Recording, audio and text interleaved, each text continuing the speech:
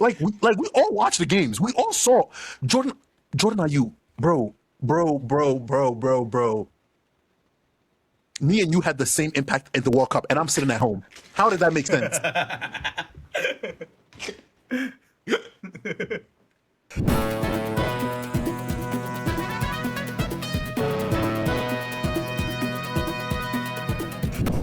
Ladies and gentlemen, welcome back to episode 73 of the O2 podcast. So today we're going to try to make it quick and sweet. The game is in like 2-ish hours, I think. Yeah, 8 o'clock. Actually, we have time, but we got time. Try not to cut it close. But how you boys been doing? Senegal lost. I'm a little beat down right now. I'm not beat down. I don't even know. Like, it's funny because I talked to my sister yesterday. She's like, Senegal lost. I was like, shut up. I was like, you forgetting where you from too. Shakir, I don't know why you laughing. We all going home. Like Kwadwo said. You know, all I was talking that talk, he said, hey, he said, I hope people remember this. I remember we were talking about Senegal. He's like, we're so much better. Did we No, he said they gotta win the whole World Cup. That's what he said. That was a hyperbole itself. But us going farther than Ghana, I stood on that 40 toes. And Ghana did better than us. And I can't even. No, they didn't. I take that back. No, they didn't. I take that back. But this equivalent is like us getting like a 72 and you getting a 79, brother. A C is a C. A C is a C. Yeah, you're right. I still got the 79 and you still got a 72. At the end of the day, a C is a C. And look, I remember this clear as the Ibro was like, Senegal, rah. I said, bro, we're gonna get out at the same time. I predicted we're not gonna make it out the group stages, but we both did. Barely. You guys barely made it out the group stages. And round of 32, what happened? Lost. We went to round of 32, lost. It's okay, brother. Started Jordan Ayew at the front. I said, "Yeah." I'm gonna keep that to the back burner. I found out today that he hasn't had a single shot on Shakir, we're gonna leave that conversation to the end. I feel like we have more pressing matters to address first because I personally want to address because what I've seen this World Cup, like, let me see. In terms of the African teams, I'm just saying now the African team should be ashamed of ourselves. We should be ashamed, except Cape Verde, with the exception of Cape Verde and Morocco. And maybe Egypt. Every other African team that made it to this tournament we need to have some conversations. No. What's up? Go ahead. No, Congo too. I think Congo would get a pass. This is like their first competition. This is their first time, and they went up against England, held the lead for most of the game. You know what? I can respect that. I can respect Congo. For some of these African countries, I feel like we get on the field and we forget we're professionals too. And I understand, don't get me wrong, I definitely think there's like a skill gap between some of these teams, but it comes down to your effort. Ibra. There is no. The skill gap thing. The teams that the African teams lost to was no skill gap. That was not a skill gap thing. We just lost it over pure stupidity. The only rhetoric I'm not agreeing with when a lot of people are saying is that like a lot of these African teams have like inferiority complex. I'm like, no. Listen, no, I'm not. Listen, think about it. Majority of the African players who are on the African teams, they grew up playing in Europe. That's like, Kwadwo, if one of your, you go to work and then somebody is like, Kwadwo, the reason why you're not performing against your coworkers is because you have some inferiority complex. You're like, nigga, I'll go to work with these niggas. That's not what they mean. I know exactly what they mean. But the whole idea of like, oh, they have inferiority complex. I'm like, Okay, so stupidity complex. I feel like you disagree with the take. The reason I agree with that take is because you could tell from the way that we play. When we go up against these teams, we just sit back and just watch them play for the whole game and pray on our counterattacks. Ibra, you can't tell me if you go in a game the way these African teams play is the way CSS played against MLK. First off, here's the thing: why did you play against them like that? Because of ability. No, because we didn't believe we could win. No. What he means is like some of these African teams, they're better than the European teams, and they're still playing defensively when they have the attacking talent. Okay, I wouldn't say they're better. I'm only looking at it from all the Senegal games that I watch. Because Senegal didn't just sit back, except for the last 15 minutes of Belgium. That was just unlucky. It happens, brother. Like a lot of people are like this. I'm like, bro, soccer makes no sense. You could dominate 85 minutes of the game, lose in 3 minutes. It happens. That's literally what happened. And like, bro, because when you watch the Belgium goal, they didn't do anything special. Like that's it. Like the 3 Belgium goals, they didn't get anything special. You score 2 goals in the last 5 minutes and get a penalty in the last minute before penalties, brother. Sometimes it don't work out. That's it. But the other teams, yes, I feel like though I don't agree with the inferiority complex thing. I believe like coaching, that's one, and 2, it's just like ability. I'm sorry. Like if a team is better than yours, you're not gonna get up and just all out attack them. Not all out attack, but it's like even the way they, like for example, the way they play, like even when we do get the chances to go up there, and it's like they're starting to panic. At least from the Ghana games that I've watched, I didn't watch a lot of Senegal. Like for example, you watch Morocco play. Morocco's just going. Yeah, I give them And we can't sit here and be like, oh, like it's one of their ability, because Morocco doesn't have, with the exception of maybe Hakimi and Brahim Diaz, they don't have that many notorious players on their team. But them still go out there and they ball. It's a mentality. That's what I'm saying. It's a mentality issue of like you have to feel like you can compete to be able to go out and do it. Because what's his name? Nasrari. What's his name? Their striker plays for Bayern now. Saibari just signed for Bayern. Their midfielder, that 18, the dude with the long hair, the right, which starts with a B. Yeah, Ayew. Yeah. He nice. He started his first game against Real Madrid. By accident. So they have good players. But as a team, yes, as a team collective, they are a perfect team to watch. So give them credit to that. As much as I don't like them, I gotta give them. I wouldn't be surprised if that game with France goes to like penalties. Yeah. I wouldn't be surprised at all if that game goes, if they're able to take them to penalties. So that's what I'm saying. When you talk about that, where you're like, because Morocco doesn't have that many notorious names. Prior to this World Cup, they still went out there and they balled. What other team do we talk? Egypt. I haven't really watched Egypt play that much. I don't know how they're playing. I guess we'll see tomorrow. Egypt won in penalties last game. It's nothing crazy. Like I'm pretty sure Argentina's gonna. But that's what I'm saying. It's I'm telling you, it's a mentality thing. We can't go into I get ability and all, but you got to go there having some sort of self belief too. I think you're just only watching the Ghana games because with the Ghana game you are right. Ivory Coast is like it's like because they have the talent. Like when they talking about the whole inferiority complex, I'm like, bro, these guys are playing in the same leagues and have the same coaches. Like majority of the coaches on these African teams coached in Europe and stuff like that. So they're coming in with the same tactics. That's why Morocco Ivory Coast did not play good against Norway. They were sitting back half the game. I think the best example of like what Kwadwo is describing is like Cape Verde, right? They're playing against Argentina. They know that the other team's quality is much better than them. But they're not only are they defending, but they're also like counterattacking. Like the second goal they scored, that worldie that guy had, you have to have the mentality to be like, I believe I can hit the shot to be able exactly. It's the mentality of shooting from there. Like exactly. That's what I'm saying. It's like I feel like you're talking about. It's not. I'm telling you, the mentality they go into these games with are not the mentality they believe they can win. It's not. Most of the possession, more shots and everything. They just against Norway. That's another thing too. I'm thinking about. It's like all the African teams Norway faced. The African teams had way more possession than them. It's just you got Haaland. You can't beat that. You can't beat that. And also with the African teams, I hate the fact that we don't have the only African team I've seen with creativity up top is Morocco. And I hate to give credit where credit is due, but you see Morocco when they get in the final third, there's actually creativity to be like, let's find the best shot possible. These other African teams, we have our defense could be a brick. Our midfield can move the ball. We get up top. What are we doing? Listen, man. I feel like honestly, the thing is the whole idea of like the inferiority complex. There's like because it's just last minute dummy mistakes that are just happening that are costing us. Like I'm only talking about Ivory Coast and Senegal simply because it's like those are the teams where it's like they had the quality for the African team to go further than they went because they had for Ivory Coast and all the games that they think they were like front foot and they were ready and they were attacking. Like against Norway, Senegal, Norway versus Ivory Coast, Norway versus Senegal. Ivory Coast and Senegal had more possessions than them in both of the games. It's just when it comes to that final third, we need to have a finishing clinic. Like we need to have where all African teams link up in one country and all African strikers. Listen, we gonna go ahead. We gonna finish. It's the finishing. It's the creativity. It's like you get the ball once the ball presses. Like you have 2 runners and 1 person. Sometimes if you want to take the shot yourself, cool. But it's like I'm sitting here watching some of the decisions they make in the final third. I'm sitting here like, what are we doing? No juice, no. And I remember somebody saying this quote was like, the job of the coach is to get you up the field. The coach can't tell you what to score, how you put the ball in the back of your net, but he can just get you up the field, and you figure the players are not figuring that. International thing is different because they don't have enough time to like set up like when you watch club football, it's much more complex in their movement. Like you watch a Man City game, you're like, God damn, these movements. How does one They're person? playing chess. Yeah, I'm like, yeah, they're playing chess, bro. One person move, another move, and then like, and it's automatic. You would think it's a rehearsed dance. In international football, most of the time they chucking the ball up and just hoping and praying for the best.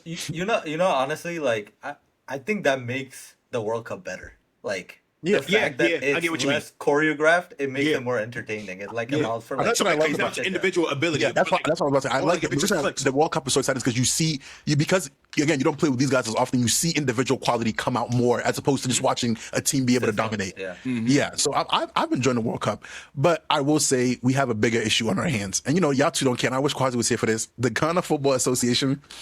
I don't know. I care. I don't. Okay. I've watched bro, I don't even watch Ghana that play. But I remember a while ago we talked about this in the beginning. I was like, we have to bench Jordan Ayew. I posted a clip on TikTok, and somebody was like, we got to give Jordan Ayew his props. He's the reason we made it here. Ibra, I understand he might be the reason we make it here, but he's not the reason we move on from here. I've never met a useless excuse, not even of a striker, of a man than Jordan Ayew. You've played 80 plus minutes in not even 3 games, in 4 different World Cup games. You didn't get a shot off. You didn't do a dribble. What were you on the? And what pisses me off is, bro, whenever we get a set piece, why the fuck is he taking it? And I'm like, I don't think we as the fans are watching the same game as the coaching staff. The first game we played against Paraguay, the moment we took him off, we had 3 chances back to back to go score. The moment he came off the field. As a coach, you go back to the dressing room, you watch the tape. What is the issue? Let's take out the issue. No. The game against Croatia, every set piece we have, Jordan Ayew goes and takes a set piece. The moment he got out and we got out the set, we had somebody else come and take the set piece, we got to go. Why is he back on the set piece? It's the third game.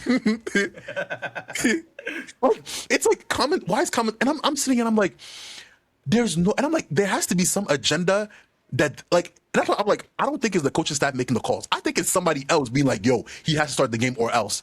But if I'm the coach, if you're going to fire me after the game anyway, bro, a useless. And I'm sitting here and I'm like, out of all the players we played at this World Cup, I can think about maybe 4 that actually look like they came to go play. Everybody else is on the team is for gimmicks, shits and giggles. Bro, I'm sitting there, bro. Seydou is a baller. I like Seydou. Number 2, the defender. No. The defender, I like it. I like him, man. Bro, he's on TikTok shaking ass, bro. I didn't know that part. Wait, Bro, after losing? Bro, he's pouring water down his back, shaking, talk about clock it. Yeah, I saw it. I was about to say, at least say, dude, you should clock your way out of the national team. You're done. Look, it's like I'm frustrated, but it's like it's not even an ongoing problem in soccer. This is a problem that's happening in the country itself. We're letting nepotism dictate how we actually do shit. Like we all watched the games. We all saw Jordan Ayew, bro.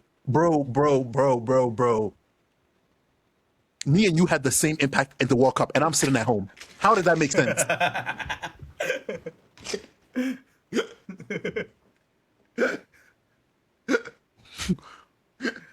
And the one person I do feel bad for is Semenyo, because it's like Semenyo is not the type of player. Semenyo is the type of player you feed the ball to. He can't carry and finish for you.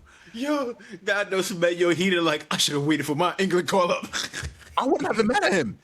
They don't know. We don't know what the fuck we're doing, bro. And and Callum Hudson was like, nah, I'm good, gang. Y'all good. bro, and it's not even the fact that he goes and plays bad. It's how he speaks during the post-game interviews. Like, he doesn't know he's the problem. Yeah, he's talking about, I gotta go to holiday now.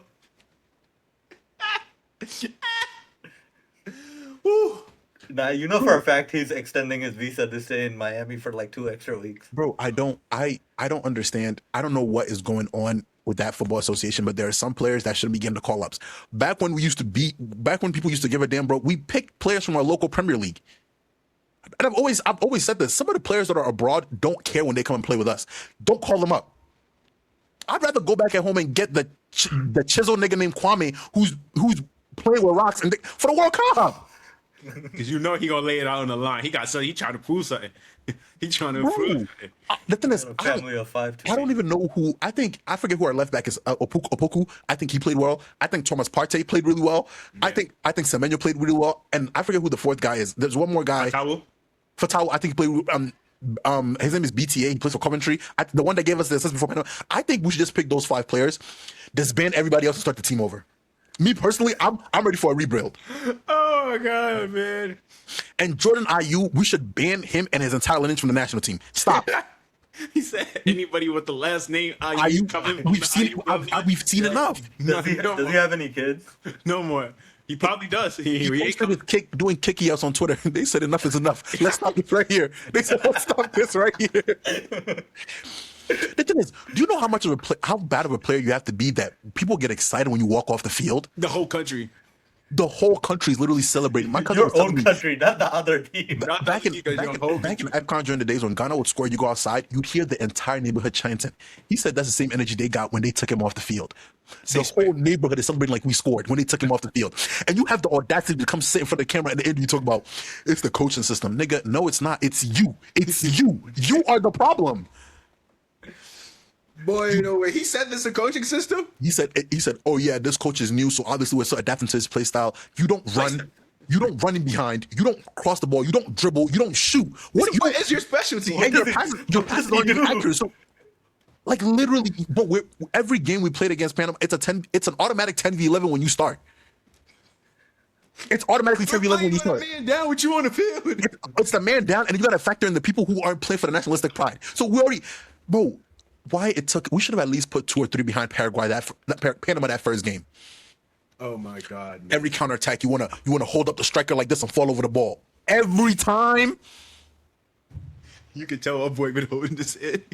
Bro, I'm like been going on for a good 10 minutes. It's like an issue on the nepotism issues that, bro. I get his father was a ball in the 70s, bro. That's back. His father is retired. That's not good enough to keep his name. I don't give a fuck, bro. I don't give a fuck if his father was Michael Jackson, bro. Kick him off the team. I don't want him on my team, bro. And that's why I get mad when you complain about Nicholas Jackson. But at least Nicholas Jackson tries. Yeah. At least he's getting shots on goal, bro. That's so funny, bro. I don't understand it, and it's not just an issue with football. It's an issue with the way the whole nation is being ran, bro. Is that we're not picking people based off the ability to do shit. We're picking people based on who your father is, who your mother is. Gang, I feel you, dog. I feel you. The only thing is, for me, the reason why I'm not so mad about isn't Senegal also like boycotting their coaching staff or something? I think only one player. I don't know enough about that. I think like Papa Gay. Only Papa Gay said he's retiring from international football until they get rid of him. Which is like low-key, I don't blame him. I don't blame him. Like I'm not even mad at his decision because like the last minute substitutions, I'm like, what? Why are you bringing in Nicholas Jackson in? And like moving in like Ismail Assar to the left. Like I feel like the first half of the last 30 minutes of like the Belgium game, they were just panicking and just like chucking the ball up top and I'm looking at my phone. I'm like, yo, bro, we're better than these guys. Just calm down. Just calm down. I'm like from up to top, from the bottom to top. And like the thing is too, defensive wise, our left back. Was it our left back? Our right back or our left back, they did a good defensive job on Jeremy Doku. Like, not once did I watch that game and like, yo, Jeremy Doku having a crazy game.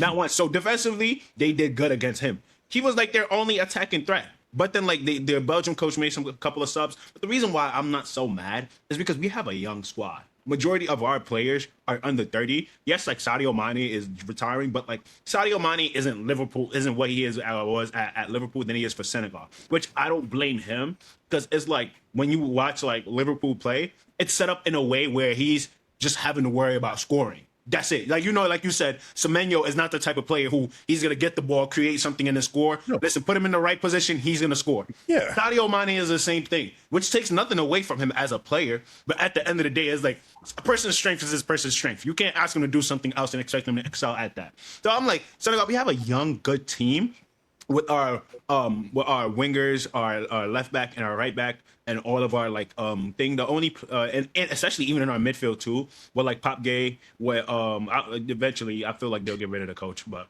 yeah, what I don't understand is that number 20 you guys had, the guy that got you to go for France against France. Why did that's what I don't understand about a coach. I put you in for 20 minutes and you do a phenomenal job. Common sense dictates the next game. Give him more minutes because the next game he started. The next game he did start, but See, like.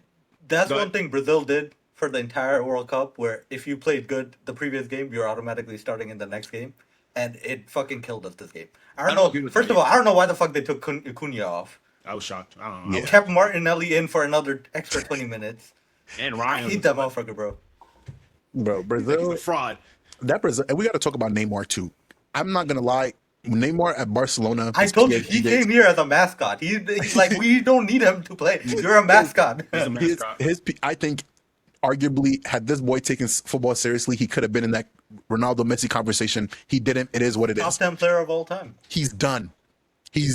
I'm watching him on the field today. I'm like, I don't even know who I'm watching. This is not Neymar used to be the guy that gets the ball in the middle of the field and one player, two player, and you have to foul him because you don't have a choice. The thing is you can still see the ability there.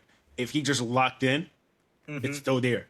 It's Bro, still there. That's just crazy. He's 34. He's 34. Ronaldo, when he was 34, he was looking at 2 more World Cups. Like, be so fucking for real. And at 34, Ronaldo was in his third prime. Yes. He's in his third prime. No, fourth prime. I mean, listen, he got the age from 20 to 25. Then he got the 25 to 31. He scored more goals in his 30s than he Yes. did in his 20s. Which is insane. And I'm sitting here, but I'm just like, as a professional player, are you not embarrassed? Bro, I'm sorry, but if you're my colleague and I see you doing, bro, Paul Ronaldo, DM him on Instagram, bro. What's the regimen? How you keeping up so fit? You don't give a fuck. They had the same regiment. Not the same regiment, the same coaches. They have the same quality level of money. One just sucked and the other didn't. We have the same, bro.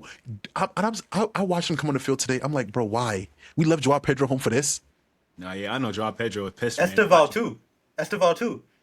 Wait, wasn't I'm pretty sure he got injured. No, Esteval. I don't think Esteval was injured. But then again, for Chelsea, he wasn't really playing that much. But then again, it's like Chelsea, they're buying anybody with a heartbeat. You heard Malo Gusto left? Yeah, I would. I would too. I don't know why players getting upset for Chelsea, bro. I I'm mean, like, Cucurella left. Endo Fernandez is about to leave. yeah, bro, I don't blame him because it's like, bro, like they buy anybody throwing who's money. good. Now they got like 40 players all in one team, bro. They have no sense of direction with it. I swear to God, I can put together a highlight reel of Kwadwo playing and sell him to Chelsea for 120 mil. Yes, These sir, God. motherfuckers will buy anyone. He's like, sir, they gonna buy him with the quickness, brother. 100 mil. I'm sitting and bro, the state of soccer these days. That's why I don't enjoy it as much as I used to, because it's not about. For example, Anthony Gordon, over Marcus Rashford. we paid 70 fucking, mind you, the release He cost. did earn his worth last game. The I way don't he saved England's ass.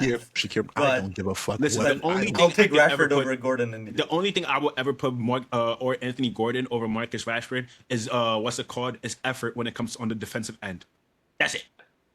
That's it. No, but that's also because he needs to earn that shit. You know what I mean? Like Rashford, he's more of like a made player, so he feels like, oh, I don't gotta defend as much. Anthony Gordon, he has to like show that hunger to like overcompensate. But That he's hunger is the not player worth. That hunger is not worth 80 million. Exactly, it's not. That's not him. And that's why I'm looking at my club and I'm like, are we moving like Chelsea too? We just buy anything with a fucking pulse? Yeah, I mean, Barcelona's been doing that shit for years too. They started this formula. That's true. hey gang, listen. That's one thing Put Madrid got 50,000 unlocked. 50,000 a week in front of me. I'll give you all the effort, brother. I'm a run. I don't understand. You give me a certain wage. I don't think you understand how I would, bro. They come to me talk about Kwadwo 50. Not you don't have to give me like 10, 15 grand a week. We need you to be the best version of you. Bro, y'all will never see me. I'm not on my phone. It's the pitch. It's the pitch, recovery, sleep. Pitch, recovery, sleep. That's all you're getting from me. Let's go out. Go out. Wow. Go out. Go out where? I'm not going nowhere with you guys. Are you crazy? Don't ask me that. You're trying to do that. The devil is a lot. I have a game with Burnley tomorrow. Yes, bro. I gotta rest. They need me out there I'm like, I don't understand why these players don't take this shit seriously as much. Like, because they already got there. But I'm like, I understand it, bro. You tell me you give me 250K a week. I'm hot shit. I'm what, 25, bro? Part of me understands it. I don't agree with it, but I understand it. Bro, yeah, it's easy to be like, you know what they say? It's easier to chase something and hunt it down, and rather than get there and keep Then it, hold it. bro. Because it's like once you get there, it's like, all right, man, I'm here. Now you know what I mean? Like a lot of like NBA players, they be like, yo, how many people actually take it serious? They're like, bro, I could count on my hands the amount of players in the league that actually do take this serious for real. But like you're watching the games, you're like, you see how talented? He's like, they're running off of talent. He's like, nobody's denying their talent. But the care for the game to actually get better, improve, and play to win for the sake of winning and not just what the game gives you. He said, brother, he's like, there's more players who actually don't care. They'd rather just come there for a paycheck and building their own brand than rather playing ball for the sake of playing ball. I think after this we need to go back and react to Neymar in his PSG days, man. I'm like that was Quarantine Neymar? not even that one game against Bayern. As long as I live, I will never forget, bro. Yeah. I remember Alphonso Davies got on stream and was like, bro, we literally went back to halftime and said, let's kill him, and we came back and that shit still wasn't working. I remember watching that game live too. I was like, I'm watching. I'm like, yo, this is the first Champions League game ever that I've watched in my life where I'm seeing a player plays however he wants and nobody can stop him. He's like just and how do you go from that to your average? You got to get a penalty at a World Cup to get you a goal. Game. Yeah. What it is, I don't know how Saudi Arabia didn't kill him after what he did to them, honestly. Because that's the craziest fleece I've ever seen in my life. What do you mean we're paying you $500 million? You gotta come, play 3 games, get injured, and then leave. My boy said, "Gotcha." That's a robbery with no mask on. Robbery with no mask on. Did you hear the amenities that his contract came with as well? No. What? Hold on. I think y'all gonna be more gacked when y'all hear. It wasn't just the money that they gave him. Hold on. Neymar. Hold on. Amenities. See, this is the one thing that sucks about Brazilian players, bro. They lack longevity. Like when they're in their prime, they have some of the greatest primes, but it doesn't last long because the culture just like makes them focus on other shit. So you know how much the contract. Or they get injured. So these are the amenities that came with the contract. He $100 million a year salary, separate. A mansion fit for royalty. This is not with mind you. With the money he's making, he could afford the mansion himself, but they still added that on anyway. A mansion for royalty, extravagant leisure facilities, a dedicated staff from personal chefs to housekeepers to professionals that attend to his every need. An enviable car collection that includes a Bentley, an Aston Martin, and Lamborghini. Chauffeurs, on top of the cars, a chauffeur service, a 24-hour personal driver, and indulgence on off days. So all the bills from hotels, restaurants, and all the bills that he's racking up, the club is paying for it. Mind you, you make $100 million a jet setting with a private plane, social media influence. For every post that he uses to promote to Saudi Arabia, they gave him 500,000 euros on top of that. This is all in addition to the money he had on his contract. And he couldn't stick with it for more than a year. Bro, that contract was a walking lick in broad daylight. In broad fucking day. I swear to God, if I was the dude that negotiated this contract, I swear to God, I'm killing you. Because you've taken everything from me. But here's the thing: his agent, he probably eating good, like good chicken. This is that. Bro, wait, hold up. A chauffeur for a Lamborghini? There's only 2 people that can fit in here. like, what do you mean? You need if I'm the other team on the other side of the table, like, wait a minute, a Lamborghini, Aston Martin. I'm like, these are like 2, 3-seater people. What do you mean you need a chauffeur? Drive it your damn self. My thing is, and this is what I mean by it's about the dedication, is with the $100 million you have, you could spend maybe $2 million a year and get all these amenities anyway. Brother, but the thing is, didn't have to provide you that. The thing is, like, everybody was talking shit about Saudi ball, but it was way before even Cristiano, Neymar, and all these big namers started going there. You know who the Nigerian striker, Igalo something, he played for United for like a Kuwait stint or something like that. I remember they're like, why'd you play in Saudi? He's like, brother, playing for Saudi, he's like, it's like heaven, brother. Like, he's like this was years ago. But at first, I'm like, what is he even talking about? He was like, brother, when you play for there, you are royalty. He's like, yeah, I have no clue. Mind you, this is like he's not like an unknown player, but he's not at the scale of like a Neymar or a Cristiano Ronaldo, where it's like he's getting royalty treatment. So when I heard Cristiano Ronaldo is getting laws changed, because if in Saudi Arabia, if you guys are not married, like a man and a woman can't live with each other. He had that law changed just for him. When people be like, money is evil, I'm like, no, not having money is evil. Do you see me? I'm hungry. People love criticizing these Saudi players for going to, like, usually before I used to be like that. I'm like, you're a young baller, build up your resume and stuff like that. But I'm not gonna lie. I'm a young baller from the trenches. Saudi call talking about 50 million a year. I'm going. I'm going. I don't give a fuck. Fuck my legacy. Nigga, the fuck. I'm one injury away from barely playing the third division. I'm going. Oh, listen, and here's the thing also. One thing, too, they be talking about winning a Champions League, your legacy. What? Just so that people can say they like me? That ain't getting me paid. That ain't gonna give me 50 mil. You think if Ronaldinho wasn't still in his prime and Saudi was calling him, you think he not going? Y'all boys is bugging. I think he regrets not playing a year with in yeah, bro, y'all boys is, I would sacrifice a year of my prime to go play in Saudi. For that, for 50 million a year, yes, I would. I will sacrifice the rest of my career to get this. It's not a sacrifice. It's a sacrifice to the audience because they feel like, oh, nah, you don't. That's you don't even care about competition. I'm just finding out that in the contract, I'm not even using my money for my own amenities. Oh, I'm going. They getting me my own crib. They paying for the amenities, brother. This is a year vacation, and I'm getting paid to do the job. And mind you, I'm not even showing up to work. Half the time I'm injured.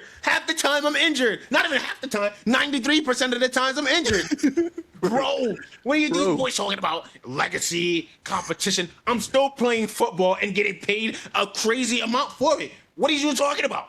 I'm going. I'm on my way. I am coming. Y'all boys is tripping. You saw how much they offered Vinny, I think, like a year or two ago? What they offered? $1 billion. You know what's funny? Didn't they offer Mo Salah something like that? I think they offered Messi like 1.5 or some shit like that. I'm taking it. Boys is talking about Saudi Saudi heat. I'll get over it. Don't worry. I'll get over it. I'm a strong individual, very mentally strong. I can run through any heat. I'll give you a marathon if you're gonna pay me $100 million. And the thing is, every time I'm out in that Saudi, if I ever feel like I'm not trying my best, all you have to do is just remind me how much money y'all are paying me, and I'm right back to the first day. I'm hungry again. Or just threaten to take it away from me. You got my attention. Just threaten to take it away from me. Hey, listen, we can void your contract. That's all you need to say. I'm back here. It wasn't even that deep. I'm going back. Bro, when they talk about training, I'll be there first 4 a.m. I'm getting my first workout in while everybody driving in. They see me sweating. They're like, you took a shower or something? Nah, brother. I just got my first workout in. Where y'all boys at?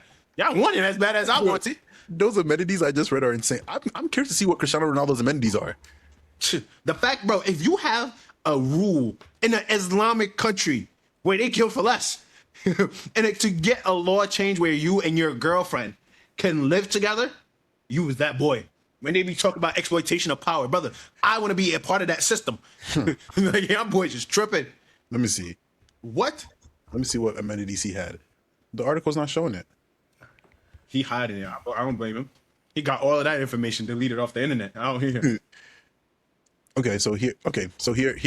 Here's what his contract involves. He gets a $658 million salary tax-free. No taxes? No taxes. Wait, no, this is Saudi Arabia do no taxes or no interest? Yep. No tax. He gets a private jet on call. I think it's Dubai that doesn't do no taxes or interest. A private jet on call with a $5.5 million allowance. Mind you, he's making $658 million. He could spare He's a billionaire. He gets a $14 million luxury home, 16-member full-time staff. He gets $110,000 for every goal and $55,000 for every assist. He gets $5.5 million if he gets the golden boot. Hold on. He got a clause in his thing for every GA. A lot of players do have like goal clauses. Damn. He gets 11 million if they win the league, 9 million if they win the Champions League of the Saudi leagues, and he gets $83 million in sponsorship deals and 15% ownership of Al Nassr, the team. 15? That's a big chunk. Sometimes I wish I could go back and tell my 6-year-old self, just nothing but ball. Nothing but ball. Fuck school. Not even. I don't even think it's the ball thing. It's just like, brother, talk to your mom to put you in the right opportunities in the right places. So, brother, think about it. When you went to college and you see some of the people that were playing, you're like, he's on the team. You're buns. You're like, exactly, bro. So it's like, brother, God, was like, mom, please just pay for an academy. Like, I promise you, it's gonna come to matter at the end, bro. But brother. Yeah, this was our football chat. I don't know. Do you guys have anything else throughout the week you wanted to bring up? So, what do you guys have for the rest of the brackets? Oh, that's a Who good do you question. think is gonna win? Balogun's things getting turned over. I ain't never seen it. Oh yeah, we can talk about that. I ain't never seen anything like that. Any other team, I'll be tight at. And I do think it should be legal what they're doing. But as an American, I don't really give a fuck. 4th of July, Big Donnie made a call. He said Keep that politics out of sports. I'm gonna blow Bosnia politics up out of if you don't sports. take away this red card. Shakir said that? Keep politics out of sports. I didn't say that. Keep politics out of sports. I ain't saying you. I'm saying in general. Everybody love to talk about politics shouldn't be into sports. Why are we doing that? But the president is making a call and be like, "Hey, gang, what y'all doing?" Mind you, a president of a country, bro. Every other thing is like, listen. I rarely ever see red cards ever get turned over. And I know it's a thing. I know it can happen, but So, like, no. you gotta make like a really good case. The red card didn't get turned over. So what happened? First of all, that shouldn't have been a red. I think we can all agree. It shouldn't have been a red. Absolutely. That Nobody's shouldn't have arguing. been a red. That shouldn't have been a red. Yeah. So what they did is instead of it being turned over, it's suspended for review in like a year or some shit. So like this happens sometimes when like players have like they're about to qualify for the World Cup, but they got a red card, so they don't get to play, so they move it to a different date. It's like it's like it's like when, it's like imagine you have like a court date for like a traffic ticket you got, and then you just reschedule it to sometime next year instead. That's basically what they did. Like, So he Like gets to play hearing this shit, I'm like, this is clearly a scam, but it's also fucking hilarious. Hey, listen, every American, every white American love to keep the politics out of the games, keep the business sports. This is about sports. But yet, a president, what something is not going in our favor, we make the president make that call and get that overturned. Brother, come on, man. This is not the game that I love, bro. Come on, bro. I do want to see that brother ball, bro. I did. I think US beats Belgium.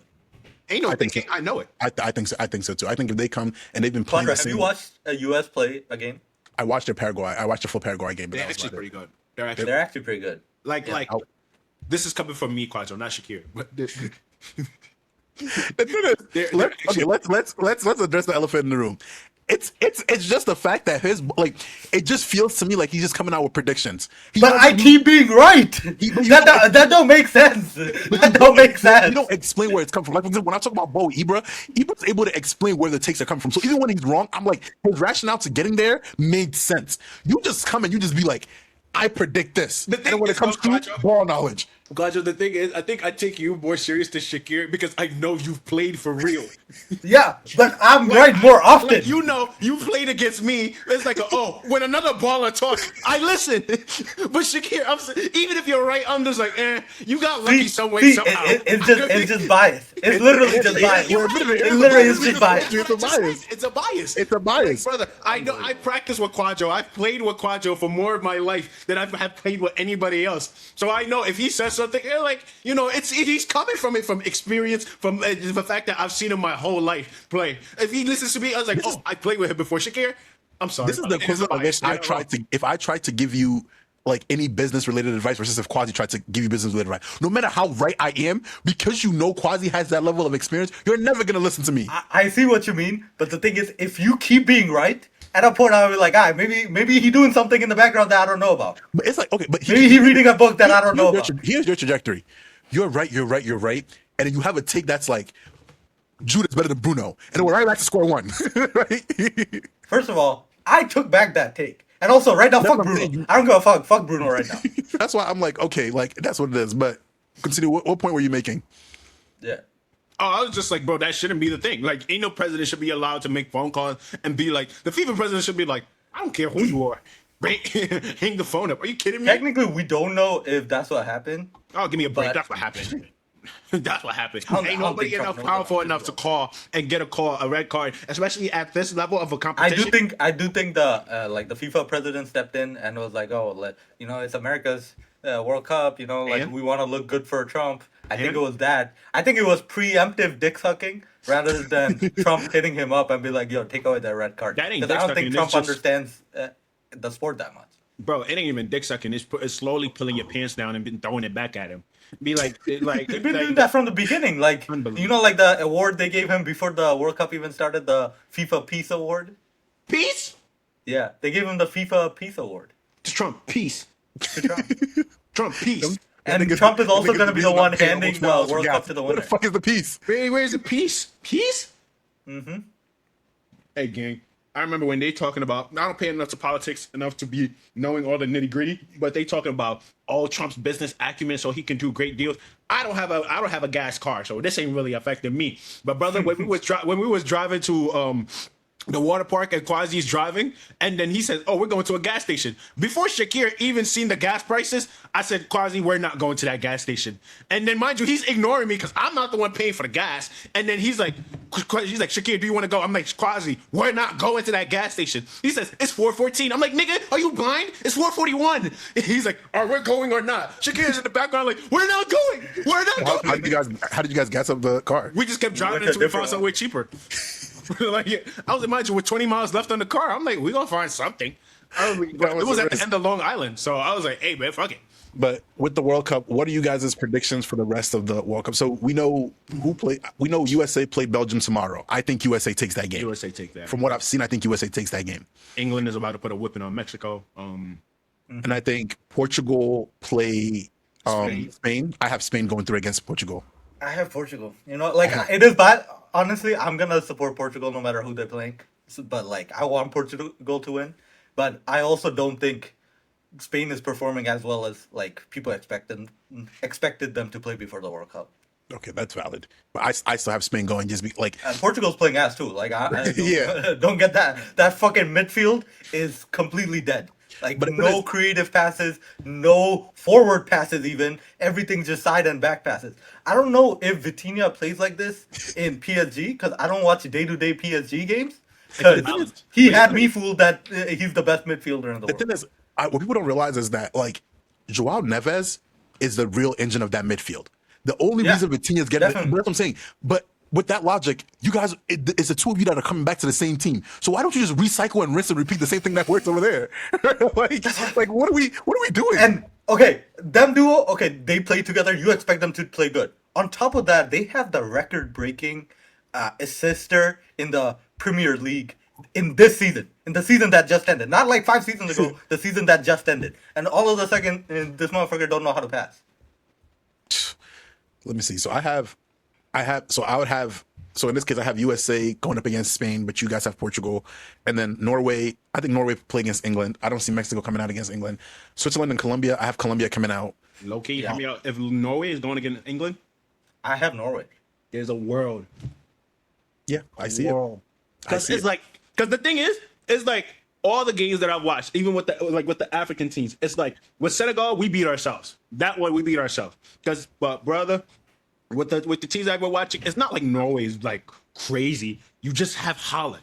Like it's like, brother, Bro, this is what I've been saying from the very beginning. Like, you know, sometimes there's this one player that comes out of this one country that can change like literally football in that country. Exactly. And Holland is that kind of player. You know, Exactly. it's like one great player comes and then out of that, like a whole generation of players are able to grow because they have like a very dependable player to stand on, so they can like explore and like grow with him.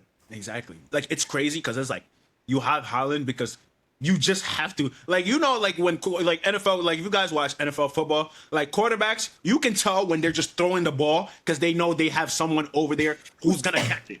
Like it's like we have Randy Moss up there, he's gonna catch it. You have a Odell Beckham Jr., he's gonna catch it. So all I have to do is chuck the ball up there. That's what you gotta do with Holland. Because real talk, you're gonna need 2 defenders to get him. And even then, that's not stopping him. And even then, if you have 2 defenders, then that means you have another extra player who's free to get him the ball. Either way, you're gonna get beat. Like that's why when the whole Kylian Mbappe Haaland argument, I'm like, brother, Kylian Mbappe is a game changer, but Haaland is a game wrecker. Like it just sucks that like in every game he goes into, you could just almost guarantee he's gonna get you one. It's just inevitable. Like win, lose, whether he wins or lose, he's gonna get you one. He should change his celebration. Every time he gets a goal, he should just be like, look at the camera.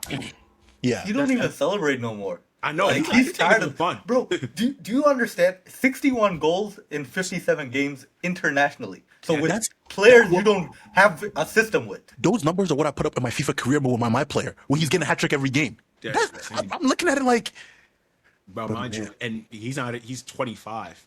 He's 25. He's not in his prime years. Like in soccer, they talk about your prime years is 26, 27, 28. I think he's at a prime, but he's one of those players that's going to have another prime, and another prime, and another prime. Maybe we got to start drinking raw milk. That's what he be doing. Like But that's it's the like, thing he had. but I don't have the money to do the if I had the money, I would. But it's like he has a YouTube channel and I watched it one time, and this exactly back to my point is it makes, even if you don't have the talent and the skill, it's what you do outside that really dictates how your longevity goes. Because he's like, I come back from home from training, immediately he gets in his recovery boots. His chef got the meal on deck. After he eats, he's recovered. He goes, he's on the bike. Active recovery, active recovery. Lights on, 8 hours of sleep, wakes up, rinse and repeat. You got midweek and them man at the club at 11. How are we going to compete? How are we going to compete? Like, sometimes I'm watching it and I'm just, somebody like, you look at professionals like, why is he acting this way? Ask him what he does after he leaves the World Cup. Bruh, listen. You know, honestly, I think like for soccer players, they gotta get held down very quickly by like a good woman and family. Because he that does they have a don't kid. I'm not wrong. He has a kid. Yeah. He has a child. Which is No, crazy. Like I give Haaland more credit too, because his dad used to be a player, and not like a bummy player. He played in the Premier League. So it's played like for Man City. Yeah, we play for Man. So and usually like those type of kids, when their kids come, it's like you're not expecting them to be that much better, but like you come and surpass your dad 3 times, and the level that you got it, like, hey, gang. But even That's in a that, great thing. I'm just like, but that's what should happen. If you have a parent that's like used to be a player and then you come after, because your parent now has, your parent knows everybody when you've done something, every man knows exactly where you fell short. You can sit down and know exactly, okay, this is what I did in my career, this is what I didn't do, this is why I didn't get to where I, and you just pass that information on to your kid. That's literally the method. His mom is a demon too. I think she did like it's like what's more than a triathlon? It's like 6 different Decathlon? things. Some shit like that. Yeah, I didn't know there was more than a try, There's a No. decathlon. I've heard about decathlon. brother. Yeah, so- That honestly, that I'll give it credit, bro. Because at the end of the day, it's like a lot of the successful like kids though I've seen. It's like me and my dad, we trained every day. Whoopty whoopty woo. Oh, Like, she's you a heptathlete. Elite what heptathlete. is that? that's the So- thing. That's you got to marry an athlete, bro. Yeah, it's like multiple different track. Listen, It's man. 100-meter hurdles, high jump, shot put, 200-meter. They're just a track athlete. Call it a day. Javelin. Yeah. Listen, you're just a track athlete. But listen, that's why I said, listen, my dating requirements, I got a 5'8" minimum. 5'8" minimum height requirement. A track athlete or a volleyball player. Y'all boys not listening. That's y'all problem. Shakir, he's doing this all to just get married to a 5'5" Latina baddie. Whoop-de-doo. Yeah. Whoop-de-doo. Just Why all you telling my part- business out there? Why you telling my business out there? What's your Oh, Mark. What's your problem? Well, ladies and gentlemen, it's been another episode. I know for the other viewers who come for the other chat, this is a football segment. So just, we'll make that clear to begin. This is a football segment. It's getting the frustrations in the World Cup out. So then further ado, make sure to like, comment, subscribe, and we see you guys next week. Peace.